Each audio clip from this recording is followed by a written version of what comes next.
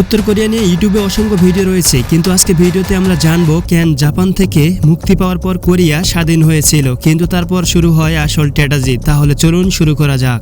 1910 সাল থেকে 1945 সাল পর্যন্ত পুরো কোরিয়া জাপানের উপনিবেশ ছিল, কিন্তু 1945 সালে জাপান দ্বিতীয় বিশ্বযুদ্ধ পরাজিত হয়। তখন থেকে কোরিয়া জাপান শাসন থেকে মুক্তি পায়। ওই সময় কোরিয়ার দুইজন প্রভাবশালী নেতা কিম ইল সাং চেয়েছিল পুরো কোরিয়াকে কমিউনিস্ট রাষ্ট্র বানাতে, আর অন্যদিকে সিং ম্যান রি চেয়েছিল গণতান্ত্রিক রাষ্ট্র হিসেবে পুরো কোরিয়াকে এক করতে। এই দ্বন্দ্ব থেকে 1950 সালে কোরিয়া যুদ্ধ শুরু হয়। এই যুদ্ধে নর্থ কোরিয়াকে সমর্থন দেয় চীন ও সোভিয়েত ইউনিয়ন, আর সাউথ কোরিয়াকে সমর্থন দেয় যুক্তরাষ্ট্র এবং তাদের মিত্রবাহিনী। যুদ্ধটা শুধু দুই কোরিয়ার মধ্যে ছিল না, বরং দুটা বড় শক্তি জোটের মধ্যে ছিল।